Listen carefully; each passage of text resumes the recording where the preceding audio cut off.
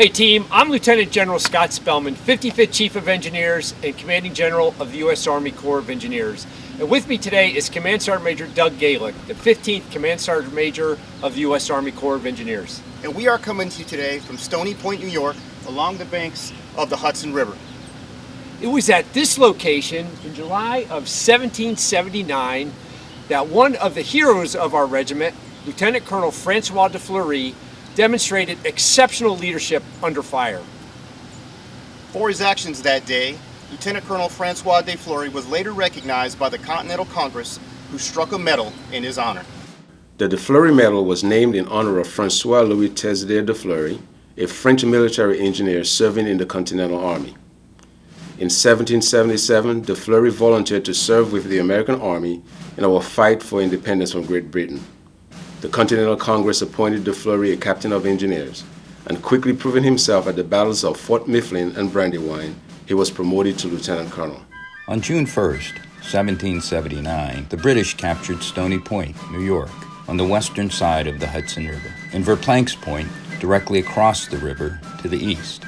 Possession of the two strategic forts brought a key part of the river under enemy control and also threatened the Americans' position at West Point, located less than 15 miles upriver. After reinforcing Stony Point, the British commander regarded it as a little Gibraltar.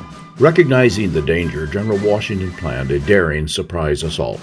On the night of July 15-16, he ordered a recently formed light infantry corps, led by Brigadier General Mad Anthony Wayne, to attack Stony Point.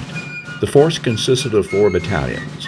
Colonel Christian Old Denmark Febiger led the 1st Battalion, with de Fleury as second in command.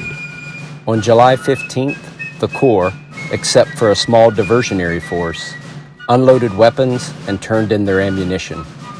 Secrecy was so tight, the troops did not know they were going to attempt to recapture Stony Point. For such a risky assault, surprise was vital, and the attack was to take place in total darkness. Fixed bayonets and hand-to-hand combat were the orders of the day. The Continentals launched a two-pronged attack on the fortress. De Fleury led the assault up the rocky southern slope. First over the wall, de Fleury was followed by a wave of American bayonets. Rushing to the flagpole, de Fleury cut the British colors from their staff. Just after midnight, the 29-year-old de Fleury single-handedly struck the colors of the British 17th Regiment of Foot. By 2 a.m., General Wayne triumphantly wrote to Washington saying, "The fort and garrison are ours. Our officers and men behaved like men who are determined to be free." So it was that on October 1st, 1779, de Fleury stood before the Continental Congress to be praised for his valor at Stony Point. For his intrepid behavior, the Continental Congress ordered that a medal be struck in his honor. On the obverse of the medal is the Latin inscription translated as, "A memorial and reward for courage and boldness." On the reverse, again in Latin, "Fortifications, marshes, enemies overcome." Beneath the fort is the legend, "Stony Point carried by storm, July 15th, 1779. Today, the hallmarks of the Army Engineer Regiment stand on twin pillars, supporting combat operations and building vital infrastructure in the United States. The regiment currently consists of 2 elements: the 91,000 Army Engineer soldiers serving in active duty, reserve, and National Guard troop units, and the 37,000 largely civilian members of the U.S. Army Corps of Engineers. Under the leadership of the Chief of Engineers, this combined engineer team provides engineering expertise to the Army and responds to the nation's toughest challenges. In 1989, the Engineer Regiment adopted the de Fleury Medal as a symbol to recognize today's engineer achievements because of the shared values demonstrated by the man for whom it was struck. The Engineer Regiment makes 4 award levels of the de Fleury Medal: steel, bronze, silver, and gold. The Gold Medal.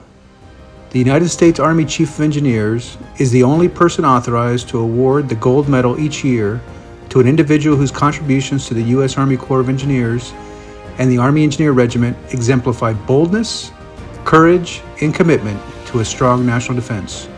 Starting in 2011, 2 gold medals are awarded annually, one to an individual outside the regiment and of national prominence, and one to an individual inside the regiment.